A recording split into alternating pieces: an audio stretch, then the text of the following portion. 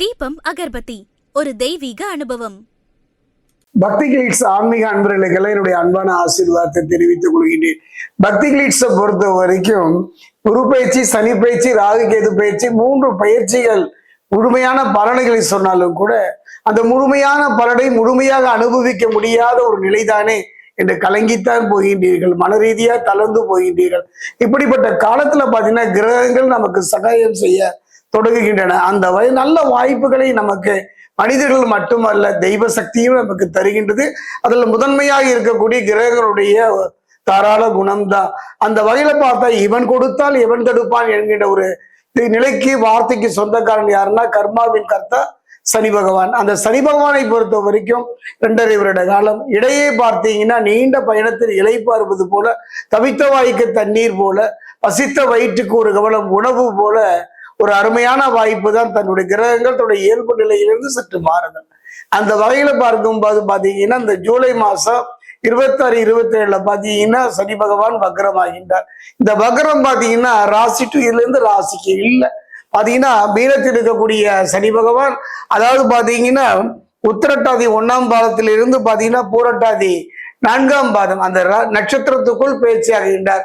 சிறு அசைவுகள் கூட நம் வாழ்வை திருப்பிவிடும். சிறு அசைவுகள் கூட நமக்கு நல்ல வாய்ப்புகளையும் சந்தர்ப்பங்களையும் தரும். அப்படிப்பட்ட இந்த சனி வக்ர பயிற்சி தனுசு ராசிக்கு எவ்வாறு இருக்கும் இப்ப நம்ம சோழி பிரசனத்துல பார்க்கலாம்.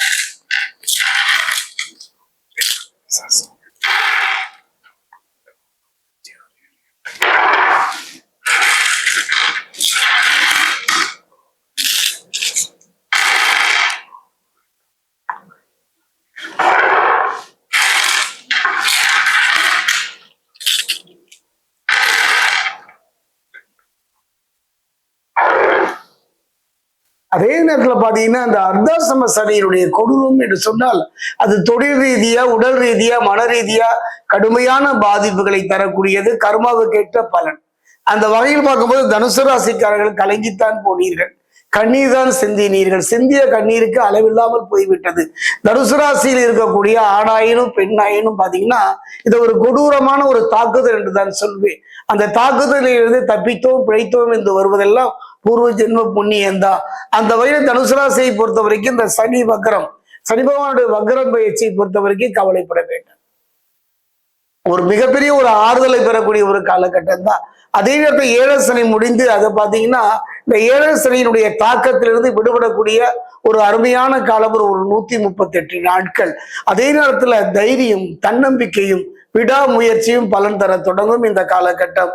உத்தியோகத்துல ஒரு நல்ல முன்னேற்றம் பெறக்கூடிய ஒரு காலமாகத்தான் இந்த சனி வக்ர பயிற்சி தனுசு ராசிக்கு அமைகின்றது.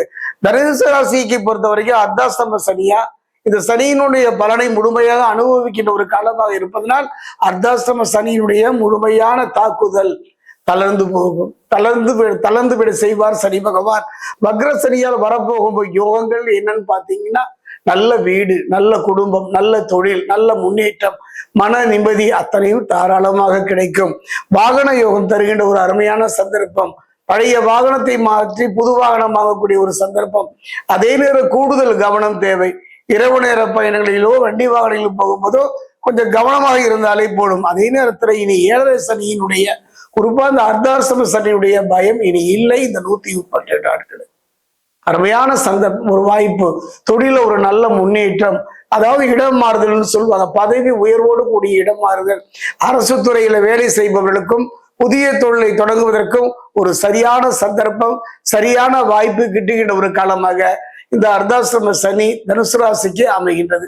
இந்த சனி வக்ர பயிற்சியை பொறுத்த வரைக்கும் கலங்கி போய் விட்டீர்கள். எத்தனையோ வேதனைங்க, யாரையும் நம்புறது, நம்பாம போறது, அப்படிப்பட்ட ஒரு சூழ்நிலையில அமைத்து தந்ததோ சனி பகவான் தான்.